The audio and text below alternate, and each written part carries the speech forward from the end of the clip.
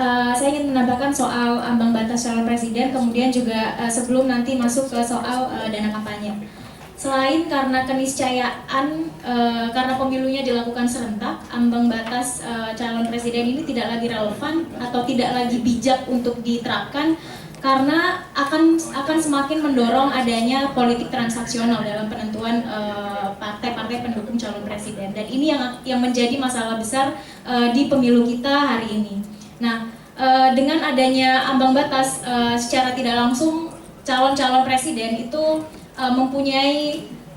ada keharusan atau kewajiban untuk menggalang dukungan dari partai politik, kemudian nanti tidak menutup kemungkinan kalau galangan dukungan itu disertai politik transaksional. Apakah itu mahar politik atau kemudian janji-janji bagi-bagi kursi setelah nanti menjadi presiden dan wakil presiden. Seperti yang kita tahu, walaupun sering dikatakan koalisi tanpa syarat, pada kenyataannya tidak ada koalisi tanpa syarat. Setelah pemilu pasti ada yang namanya bagi-bagi kekuasaan itu. Kemudian yang kedua soal pendanaan kampanye. Di undang-undang ini kan sebagaimana tadi disebut di awal, direncanakan batasan sumbangan dari pihak individu ataupun pihak ketiga, perusahaan atau badan usaha itu dinaikkan. Bahkan angka kenaikannya sangat tinggi, dan kalau kita merujuk pada 250%. Dan kalau kita merujuk pada laporan dana kampanye calon presiden 2014-2019, Pak Jokowi JK dan Pak Prabowo Hatta, kita tidak melihat ada urgensi kenaikan batasan sumbangan dana kampanye dari pihak-pihak tersebut. Angka sumbangan dana kampanye terbesar itu dari partai politik, bukan sumbangan pihak ketiga atau bukan sumbangan dari calon itu sendiri. Yang dari partai politik itu angkanya mencapai 53-61%. Itu kalau laporannya jujur.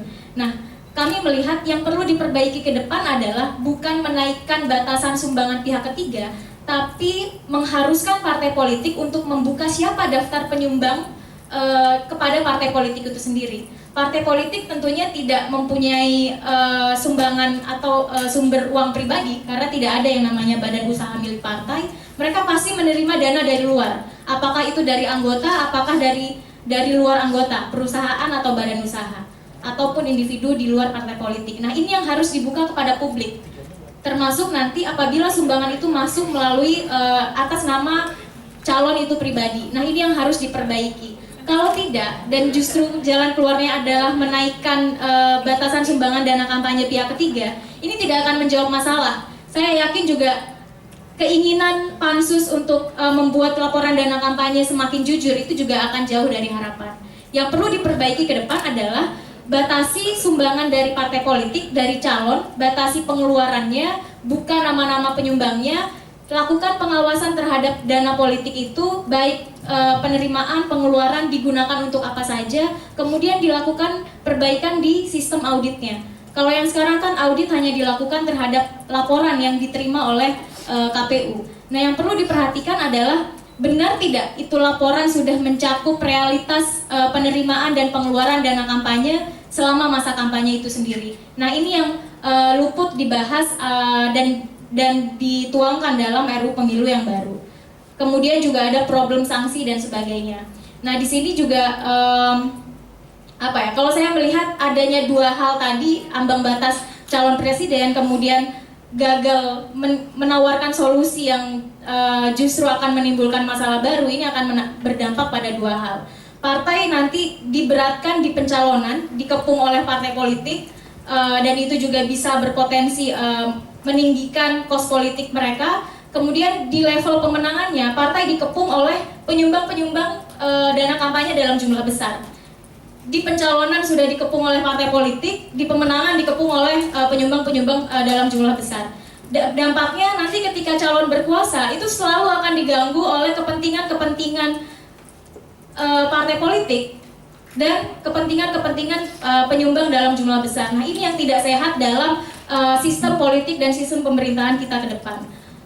Kemudian DPR dan pemerintah ini kan selama ini selalu menyatakan bahwa mendukung pemberantasan korupsi, anti korupsi dan sebagainya. Bahkan hak angket dan langkah-langkah DPR yang sekarang ini dilakukan disebut atas nama atau berangkat dari kepentingan untuk memperkuat pemberantasan korupsi di negeri ini.